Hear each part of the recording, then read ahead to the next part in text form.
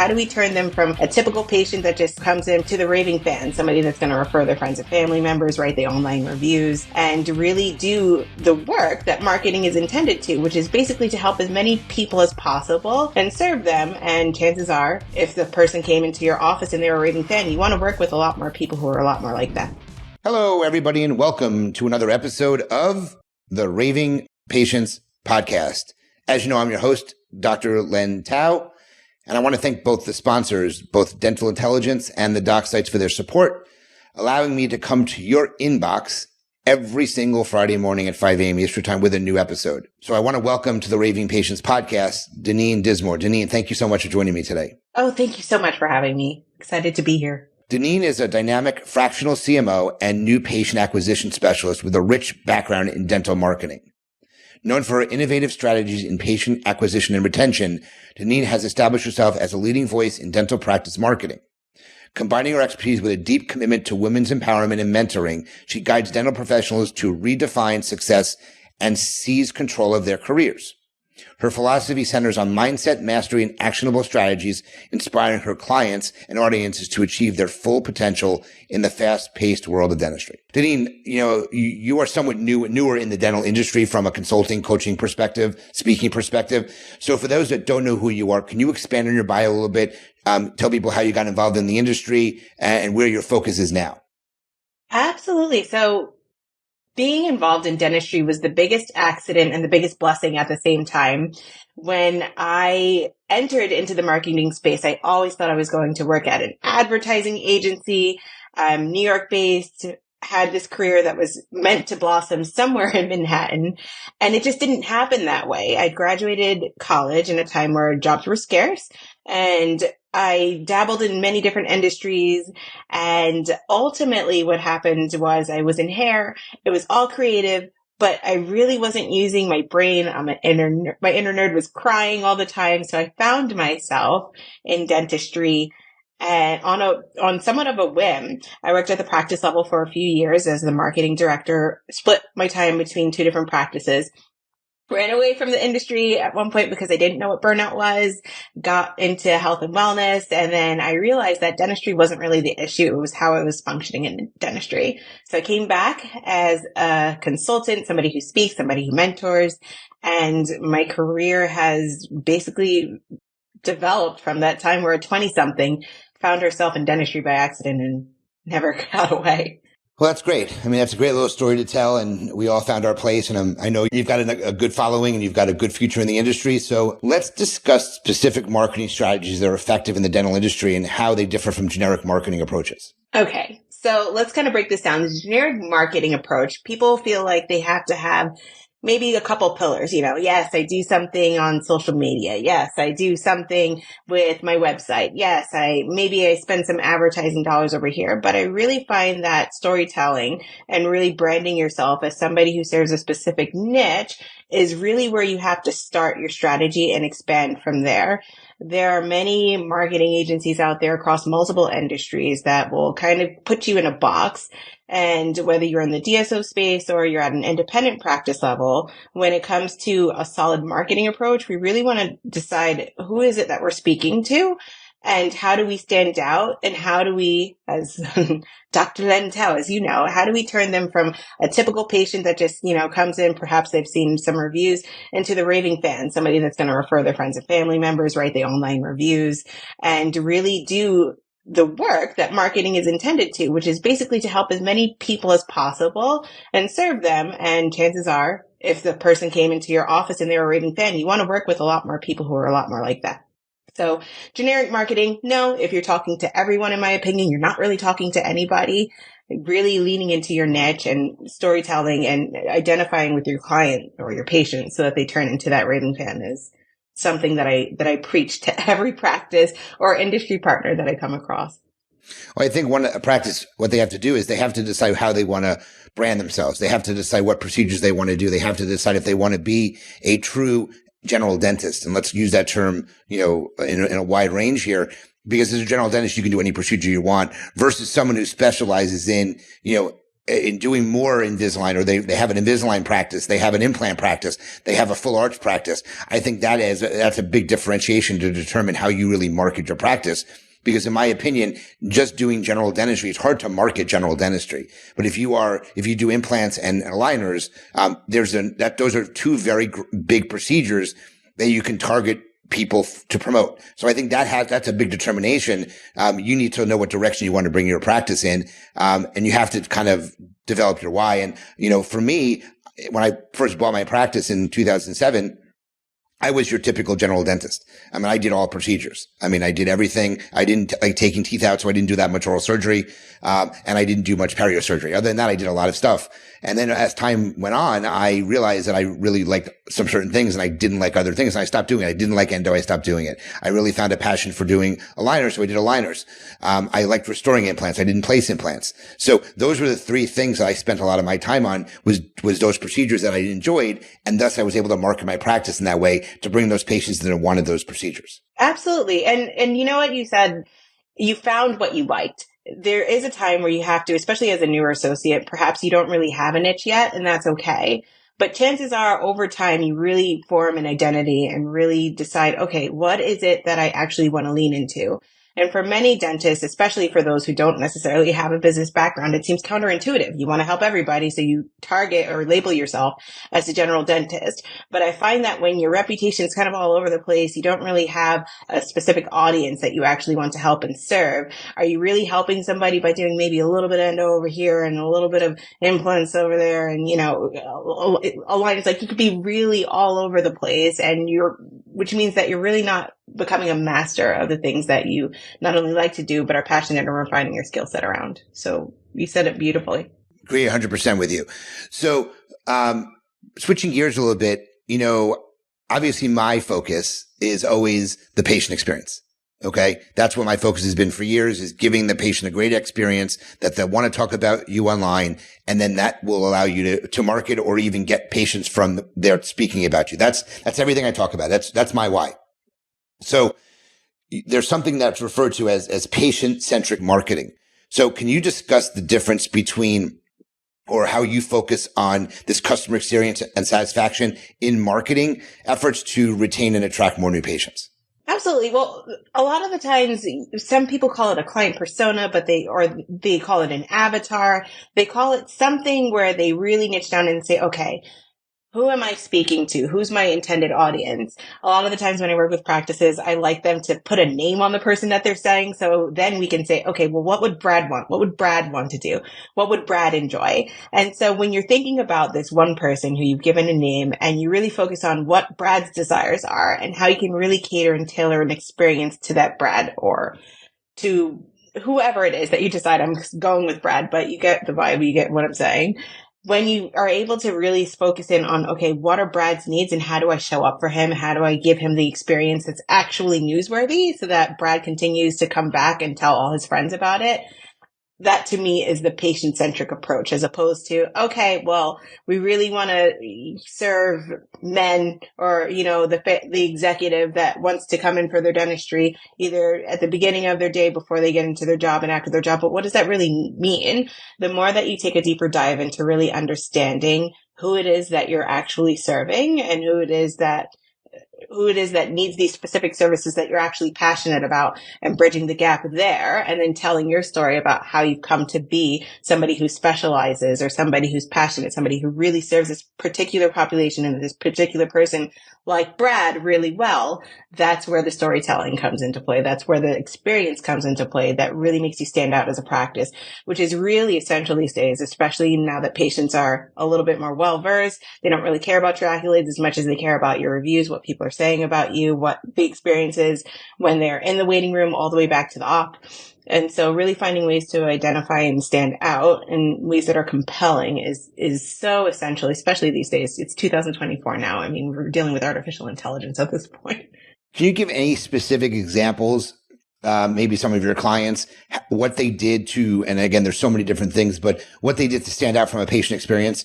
When I give my workshops, I always ask what makes practice is different? What makes them different to be able to market it? And it's always, we treat them like family, or we have a CEREC machine. And I'm like, everybody says that. So I'm curious, do you have any stories or any examples you can use of somebody who really focused on patient experience, what they did to do that in the practice? Absolutely. So there's a lot of dental practices these days that really want to do things a bit differently because they feel like they're getting either crushed by the competition or crushed by insurance, right? So what are we going to do but as we stand out?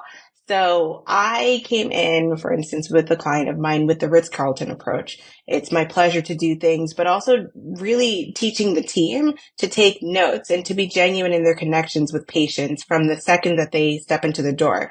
I mean, the relationship with the patient really starts far before they step into the door. But once they're there, you really want to make them feel like they are seen. There's so many people, even from the first time that they walk into the door, somebody greets them, likely not by first name.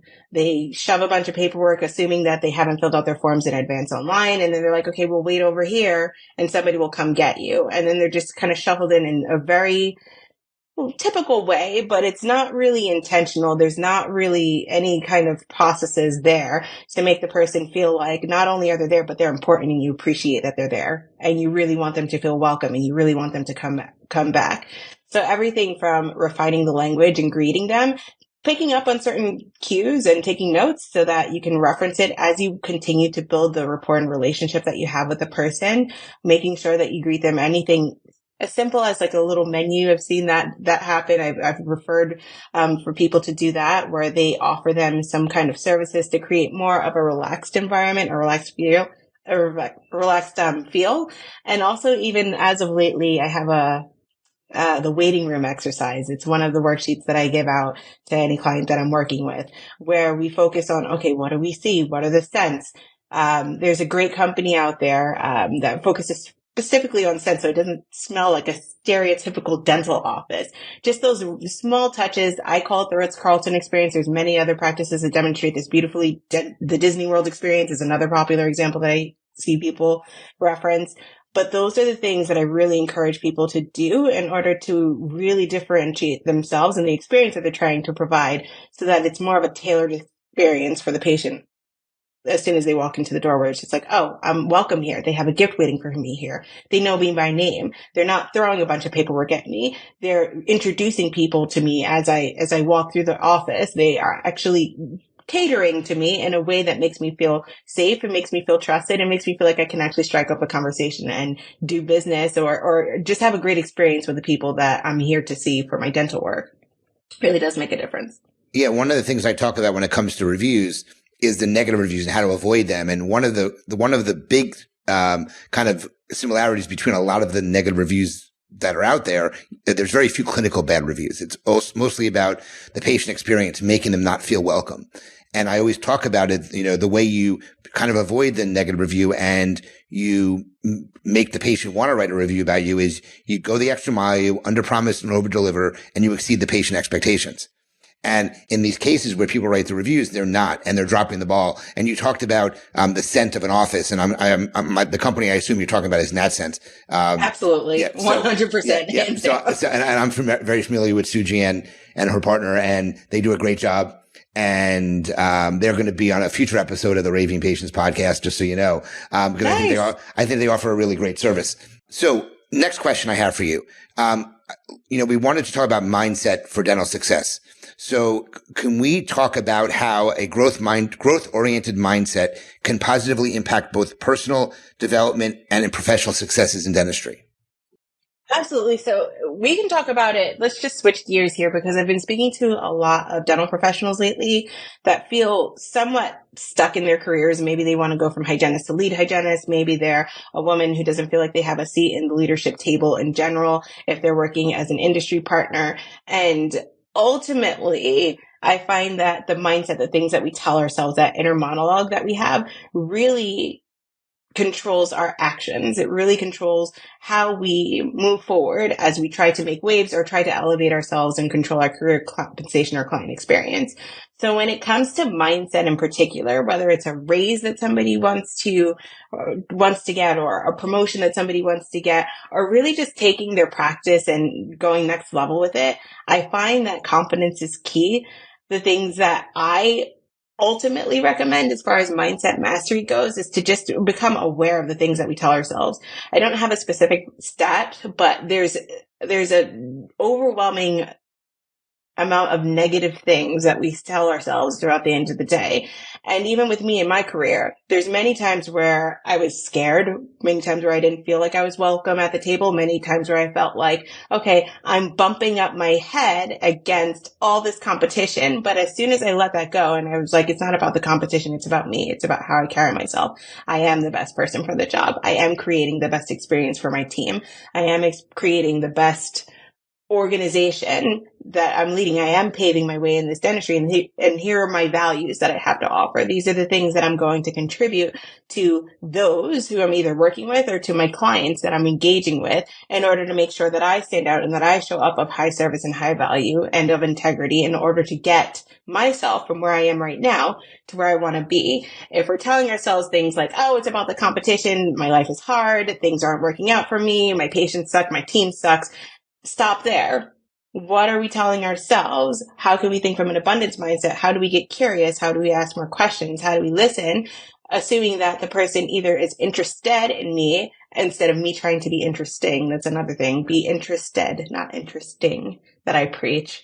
What can we do to show up that much better? Tony Robbins talks about 2 millimeter differences. How do we go from good to great? And I find that just starting something as simple as speaking positively to yourself and helping others to not only understand where you're coming from, but listening, not to respond, but actually to comprehend and move forward in somewhat of a collaboration and a partnership makes all the difference. Whether you're a team member that's trying to elevate or if you're a doctor that's trying to bond with the patient that's actually walked in your door. I completely agree with everything you said there. So, I want to bring up another topic here. And you had mentioned, that you, had burnout and didn't realize you had burnout or something related to that when you were Yep. in your younger years in the dental industry. So, I want to talk about identifying and overcoming some common mental hurdles that dental professionals face, because obviously burnout is a very big issue in dentistry. A lot of dentists, only wish they can do what I did, which was retire at 49 from clinical practice, because I found something else to do. And I realized, when I was in my heyday in dental practice, I was doing $2.5 million a year in production and collection. And I was burning out myself because I was working so hard. And I wasn't doing enough of the things I really enjoyed doing. And I don't want to say I burnt out, but I had burnout. I mean, I think there's a difference there.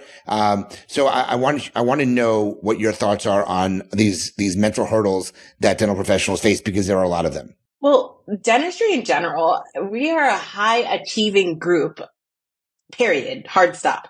And because this industry attracts so many high achievers, there's perfectionist tendencies. So many people who just bleed in their part. When you're talking about a clinical professional, these are people that are actually changing lives and changing lifestyles for people who are in pain, people who don't feel confident, their smile is bothering them in some capacity.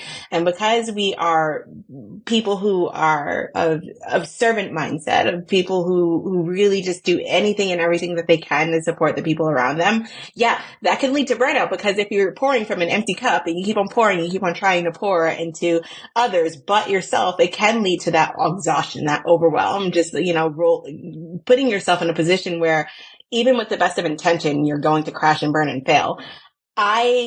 As a 20-something at the time when I was dealing with my burnout, I had something to prove. I was constantly seeking outward validation. I didn't have the experience and the maturity to say, okay, but am I doing a good job? I was looking for that accolade. I was looking for somebody to lift me up instead of doing the inner work and lifting myself up, whether it was actually hydrating at the start of my day or actually presenting something that I think would benefit the practice from a place of confidence and from a place of experience, because I know what works. I was so overwhelmed because I never stopped to think like, Deneen, you're gaining weight here. Deneen, you're going pretty hard at happy hour here.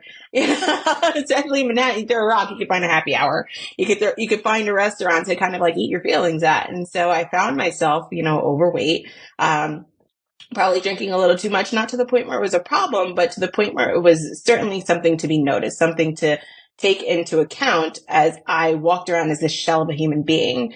And I think growth can't happen without awareness. I wasn't aware that that was a problem.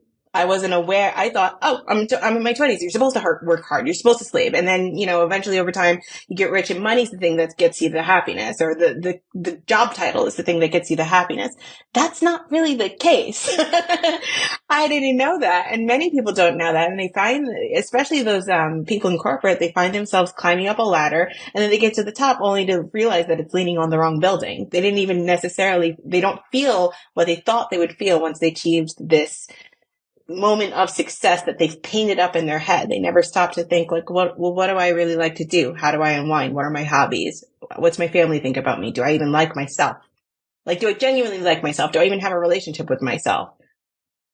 I find that when it comes to dealing with burnout, you have to start with the awareness factor, and there's many things that you can do to kind of gauge where you are in your experience, and I'll be honest, I don't even know what the question was, but at this point, I'm so passionate about burnout and helping people to kind of overcome that. But I find that for me and for anybody that I work with, especially in a mentoring capacity, the overwhelm, the panic, like that you're harboring in your body, people don't even know that it's there, right? So taking a step back and actually providing a space for people to kind of say, okay, well, not only how do you feel, but what do you want?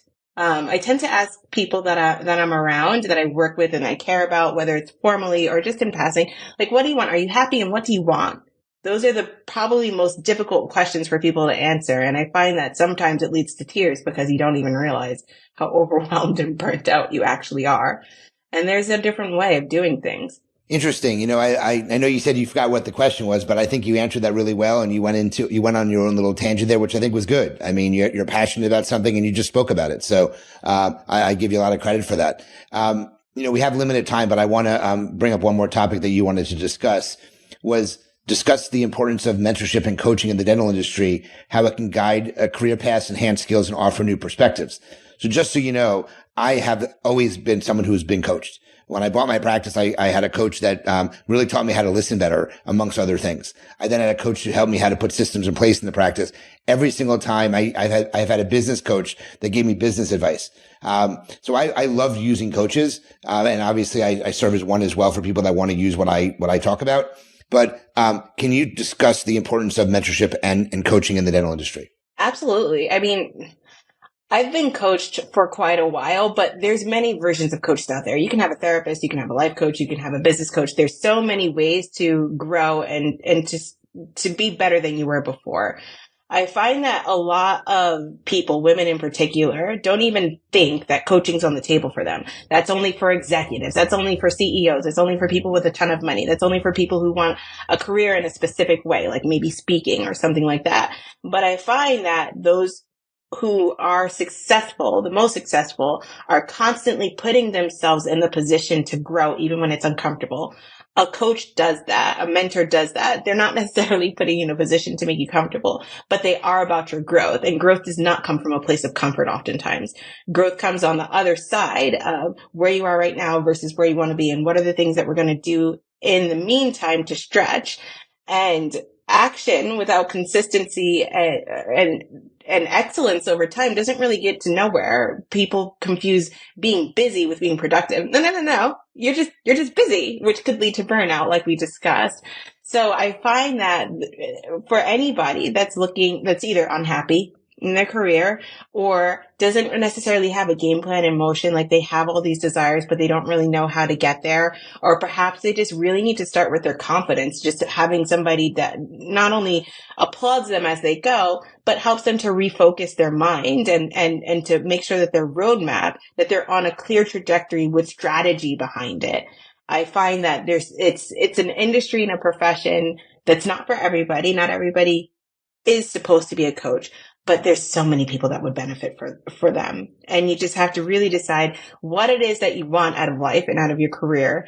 Who is it that you see that inspires you, that can actually get to where you want to be? Are they somebody who has something that you want, or somebody that you just like being around, you like their energy, you like the way that they explain things, they make you feel better, you follow them online, on social media, however the case may be.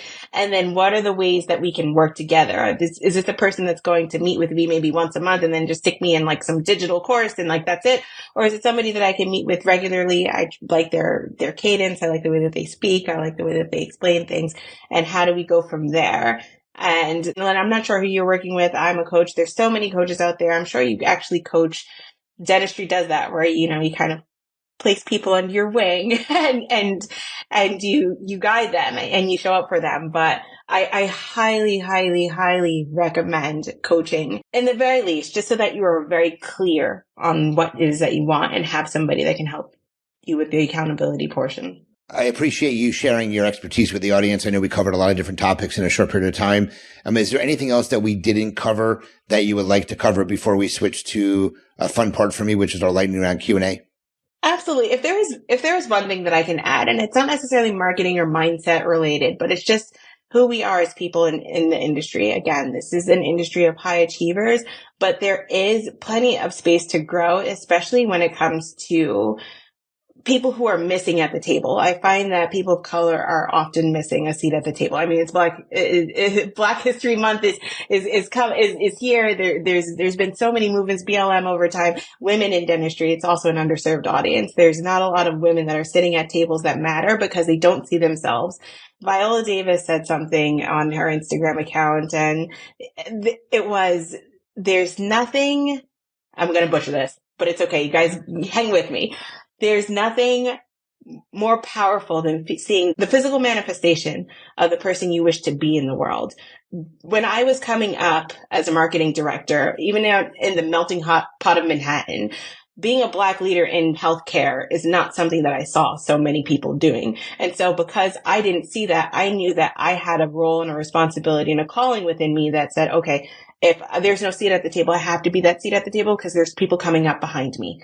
And as I showed up bigger and as big as I could at the time, as I gave myself permission to move forward, I found that me being the physical manifestation of everything that I wish to see in the world encouraged other people to not only find me so that I can make friends with all these other people who are showing up big in their own way, but it also helped me to feel like I was serving a higher purpose, which is to show up for other people around you. How can I serve better?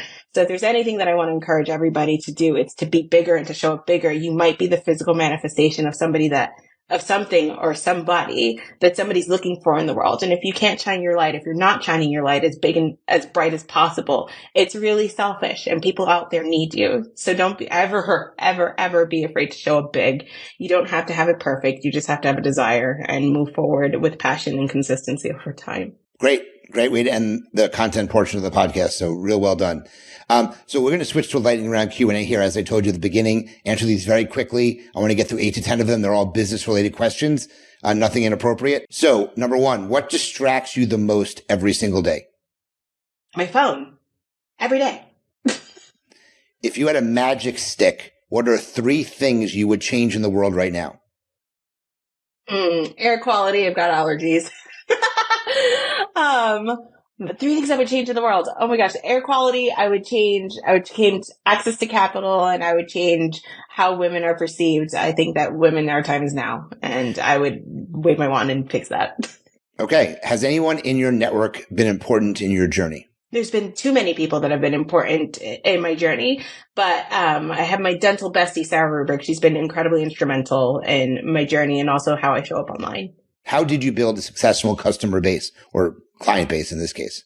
I showed up authentically as myself, and I made myself known, and I introduced myself authentically to as many people as possible. And I found ways to serve and help people in ways that were meaningful to them. And based on that relationship, I've been able to establish a pretty good client base that actually is well suited to work with me, given my personality and my offering. That's great. What book have you read multiple times or recommend other people read multiple times? Oof, there's so many. I have an Audible subscription. Florence Scovel-Shinn, The Game of Life and How to Play It is something that I've read time and time again. And then I have also read Rich AF, Amanda Francis. Rich AF. I haven't heard that one before. I'll write that down. What mindsets have helped make you successful? Growth mindset, abundance mindset, Tony Robbins, what are the 2 millimeter differences? I just think that growth is king. Growth is everything. So growth mindset. Got it. What do you wish you had known when you first started out? My worth is up to me, and I give myself permission to be worthy. Not a man, not a coworker, not somebody who's in a leadership role, just myself. Okay. What motivates you? My family, they motivate me. I have a 5-month-old, you guys. I got a 5-month-old and a 3-year-old toddler boy. If I am not motivated by those 2 little munchkins, I don't know what will motivate me, but also my growth. I know what it's like to be in those deep, dark places, and the person that I am now, I'm proud of. So I would say I'm self-motivated for sure, but also my munchkins motivate me quite a bit. 2 last questions. What has been your most satisfying moment in business? Deciding that I was done being an employee and I am going to be an entrepreneur. That's great. Last question. What is one subscription, could be both personal or professional, one or the other, or both, that you can't live without? So one subscription you could not live without. I think you just mentioned it in my mind, but Audible. there you go. That just came to my mind as soon as you said it. So exactly right. Yeah, Audible. That's but good. but also I would say Spotify. I think learning and music has driven a vast majority of my life. Got it. This was great. Deneen, how can people get a hold of you, share your contact information so people can reach out to you if they want assistance with their practice? Well, I'm sure you're going to do a great job of linking everything below, but I'm the only Deneen Dismore in the world. So you can contact me on all the social media, Deneen Dismore, or visit my website, deneendismore.com. Got it. Well, Deneen, this was amazing. You did an amazing job. I really enjoyed speaking with you, getting to know you a little better. I look forward to having you on my panel discussion at Supercharge Your Dental Practice, which is going to be in Scottsdale, Arizona in September 27th and 28th. You are one of the I'm jazzed about it. So jazzed. You're one of the few panel people I'm going to have on there. So more details for that to follow soon. And I thank you for being part of this podcast, like I said. And guys, if you like the episode, please share it. Please let your colleagues, friends know about Deneen and what she can do for your practice. Share the podcast, review us, like us, do whatever you can to help promote it, because I don't really promote all much. I just use my word of mouth to do that. Again, thanks to the sponsors, both Dental Intelligence and the Doc Sites, for their support. As I always end every single one of my podcasts and webinars and everything else that I do, remember, your reputation matters. Until the next episode, Deneen, thank you so much for joining me today, and we'll talk to everyone soon. Thanks for having me.